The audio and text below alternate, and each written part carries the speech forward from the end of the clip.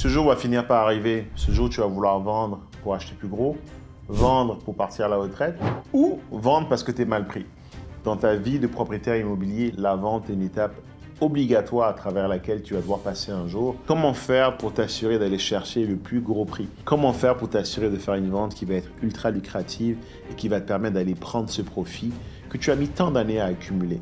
Dans ces vidéos, je vais te partager quelques stratégies que tu peux mettre en place pour maximiser ton prix de revente afin de sortir là winner. C'est parti. Salut, je m'appelle Uriel, je suis un investisseur immobilier, je vis au Québec, au Canada, et au cours de ma carrière d'investisseur, il m'est arrivé d'avoir à vendre des biens. Je me souviendrai toujours du premier bien immobilier que j'ai vendu. Ça change quand tu es du côté du vendeur et non du côté de l'acheteur. Quand tu es du côté de l'acheteur, il y a un peu ce côté où si je ne l'achète pas, tant pis, je passerai à autre chose. Quand tu es du côté de la vente, c'est un peu différent. Il y a cette pression, ce désir d'aller chercher le plus gros prix, tout en comprenant aussi qu'il y a une réalité dans le marché.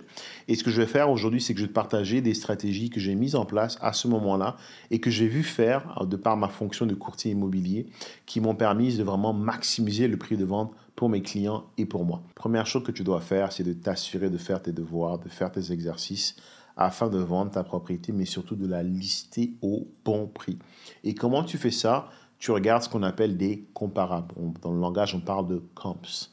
Les comparables, qu'est-ce que c'est? C'est un ensemble de propriétés similaires à ta propriété, idéalement qui sont assez proches géographiquement et qui ont été vendues dans les 3 derniers mois. Plus on est proche géographiquement, plus on est proche dans le temps, plus on est proche d'un point de vue similitude, c'est-à-dire année de construction, nombre de chambres, nombre de logements, taille des logements, et plus ce sont des bons comparables, et plus il te sera possible de définir de façon précise la valeur de ce bien. Mais encore une fois, ici, je te parle de biens vendus et non de biens à vendre. Donc, si tu t'amuses à aller sur Internet en disant « Ok, tel bâtiment est listé à tel prix », garde en tête que le prix listé n'a rien à voir avec le prix auquel c'est vendu. J'ai récemment, dans ma rue, une dame qui voulait vendre un très beau duplex. Je lui ai dit qu'il en valait à peu près 800, 900. Elle a affiché à 1,3 million. Un an après, elle n'avait pas vendu. Elle vient juste de le vendre. Elle a vendu à 900 000.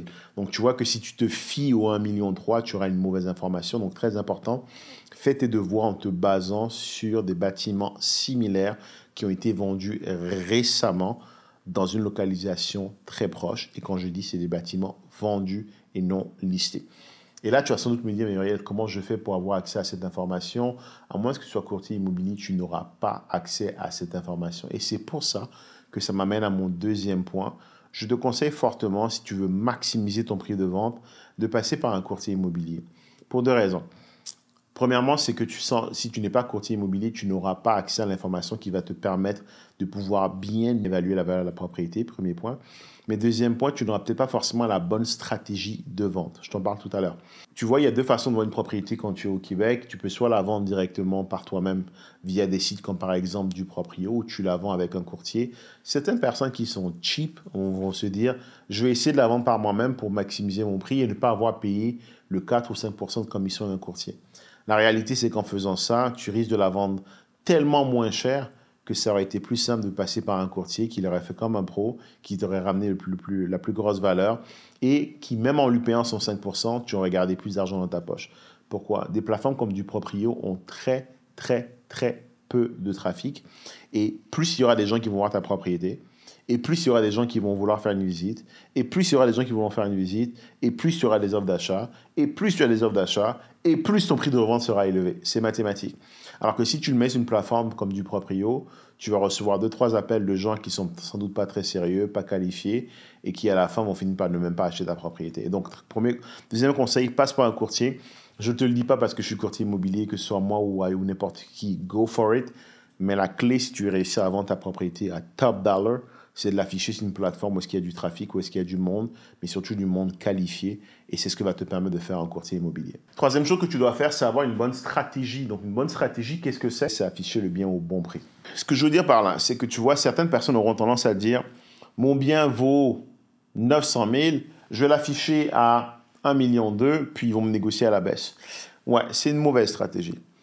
C'est parce que ce que ça va faire, c'est que ça va brûler le bien.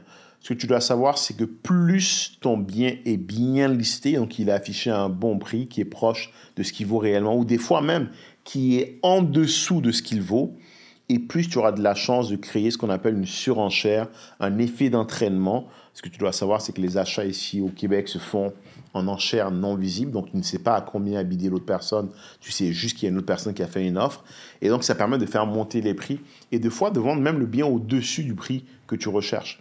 J'ai vendu la maison d'un ami à moi qui était à la Prairie. La maison devait valoir autour de 600 et quelques mille. On l'a affiché à 550 000. Et avec justement ce phénomène de surenchère, on a eu une vingtaine d'offres. Et dans les 20 offres qu'on a reçues, il y en avait justement...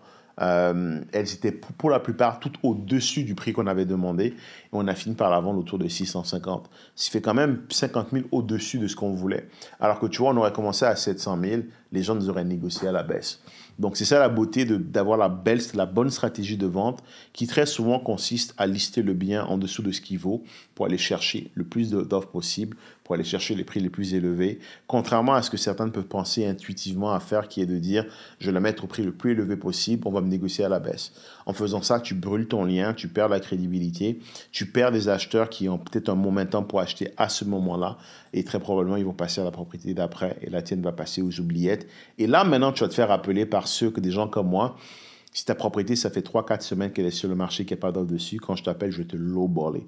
En gros, parce que je comprends que tu es en position difficile. Right? Donc, très important, affiche la propriété au bon prix si tu pourras aller chercher le meilleur prix possible. Quatrième stratégie, tu dois positionner le bien correctement. Qu'est-ce que ça veut dire positionner le bien? Je te donne un exemple concret. Si tu essaies par exemple de vendre un petit plex qui très probablement a un cash flow qui est négatif, si tu mets dans ton annonce pour investisseur qui cherche une opportunité, il n'y a personne qui va t'appeler. L'investisseur va faire le calcul, il va se rendre compte que non, que le bien n'est pas positif. Par contre, si tu le positionnes comme étant duplex pour propriétaire occupant, extrêmement bien situé, quelqu'un qui veut l'acheter pour l'habiter, il s'en fout un peu du cash flow. Là, tu es en mesure d'attirer le bon type de client. Ultimement, la manière dont tu affiches ton bien, c'est ce qui va te permettre d'aller chercher les clients qui correspondent à ce bien. Si tu passes par un courtier, assure-toi de lui passer le message. Ou par exemple, tu vois, si tu essaies de vendre un très gros plex, ceux qui vont en général vouloir acheter un gros plex vont vouloir l'acheter pour l'optimiser afin de récupérer une partie de leur mise de fonds. Ben là encore, il faut que tu t'assures de ce qu'on appelle laisser un peu de viande sur les os.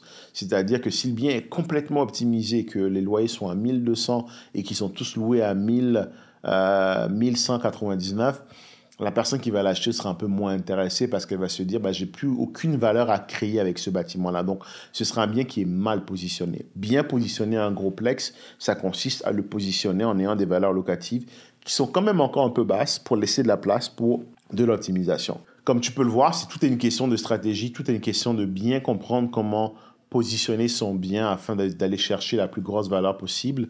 Si tu veux savoir comment évaluer ton bien pour être en mesure de bien le positionner, de bien le lister au bon prix, je t'invite à regarder dans la barre de description. Tu trouveras un lien vers un de mes chiffriers que j'ai conçu pour justement t'aider à faire une analyse comparative. J'ai aussi associé à ça une formation vidéo où je t'explique exactement comment tu dois faire pour évaluer la valeur d'un bien, exactement comme le ferait un évaluateur agréé, en t'appuyant notamment sur des comparables, en t'appuyant notamment sur des biens vendus récemment dans le secteur. Ce chiffrier, ce qui va te permettre de faire, c'est vraiment d'être en mesure par toi-même de calculer la vraie valeur du bien pour que tu sois en mesure de le lister au bon prix, pour créer le plus d'engouement possible sur le marché afin de le vendre au prix le plus élevé. Dernier élément, puis celui-ci, il va de soi, mais si par exemple tu es en train de vendre une maison ou un appartement, assure-toi de le stager correctement, de le rendre buyer ready, ce qui veut dire de le rendre assez attrayant pour que la personne qui vient le visiter puisse se projeter dans le bien. Il faut qu'elle puisse se dire, je verrais bien ma salle de bain ici, je verrais bien mon gym là. Il faut que la personne soit en mesure de se dire, OK, voici comment je vivrai dans ce bien. Ça permet déjà de l'engager dans le processus émotionnel d'achat. Et c'est comme ça que tu vas t'assurer d'aller chercher, par exemple, ce qu'on appelle des offres coup de cœur.